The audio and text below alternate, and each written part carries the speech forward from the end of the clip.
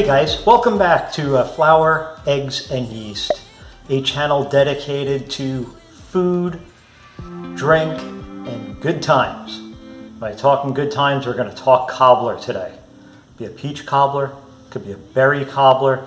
We're going to give you a framework to make a really super simple cobbler that's going to taste great, and we could apply whatever food we like on top of it. And by food, I mean something good. Apples, peaches, plums, pears, raspberries, blackberries, boysenberries, strawberries, whatever you want, we're going to show you how to do it. So let's get started here with our list. If this is your first time here, please subscribe to the channel, likes, thumbs up, all that great stuff. We really super appreciate that. Lets us know that the direction we're heading in is correct. So let's look again at the cobbler. And what do we need?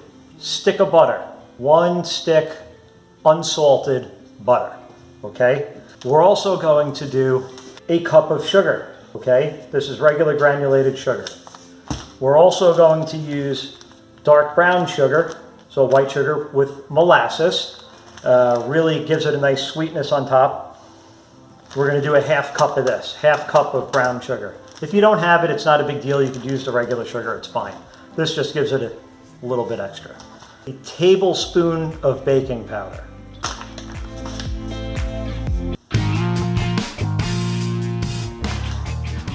Cup of all-purpose flour. King Arthur, one of my favorite brands. They just changed up their branding, so look out for that. It now looks like a piece of wheat here instead of King Arthur, which is fine. The product is still 100% great. Just a little bit of different marketing, so you know, catch your eye a little bit differently. And we're also going to add some milk to this recipe as well. It's really nice. I'm using whole milk. You could use low fat, it's fine. 3/4 of a cup. Here's some raspberries. You look at my shirt, same color. Cup of raspberries. I'm also going to use a cup of blueberries and a cup of cherries. Look at those. So sweet. Try not to eat the ingredients. We were going to make a peach cobbler, but we ate them all. So just know that you can throw peaches in this as well. We're also going to use a square baking pan so we could divide this up evenly, maybe share it with the neighbors, who knows. 9-inch square baking pan. Okay, we've also preheated our oven to 350, so it's going to be ready for that cobbler as soon as we're done. And it's really super simple. Again, if this is your first time here, we go through the ingredient list and then we show you how to do it real quick. So let's go.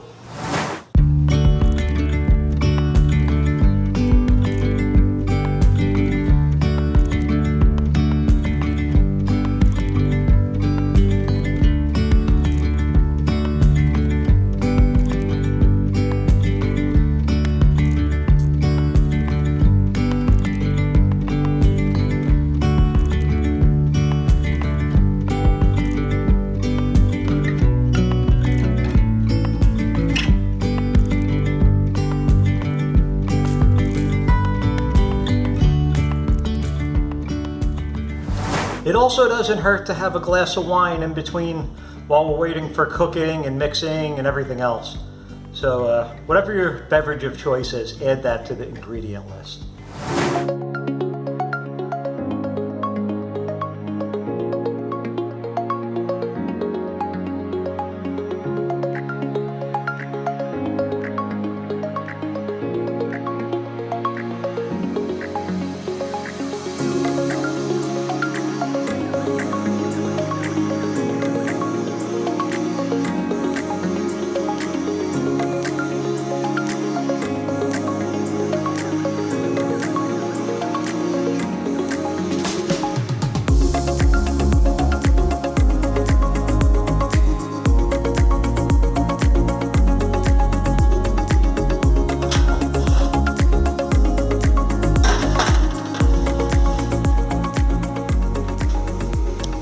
You have no idea how good this house smells right now with this in the oven. Halfway there. It's that time. Oh, whoa. Look at that.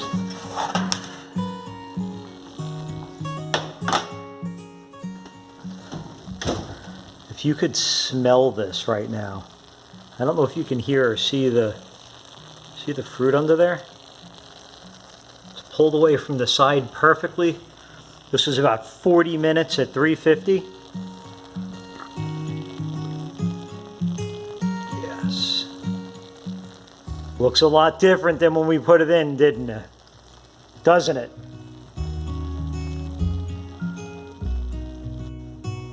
Just to double check. Looks good. Nothing. Perfect. Just like we knew it would. 3 times a charm. And now, my friends, it's time to start commenting below.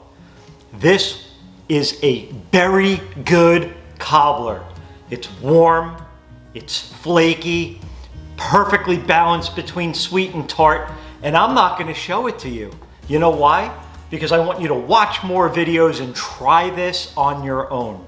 I could tell you anything you want to hear. Most importantly, you need to make this recipe. And if you had smell-o-vision, you'd know why. We'll see you next week. Do not forget to hit the thumbs up. We're watching you.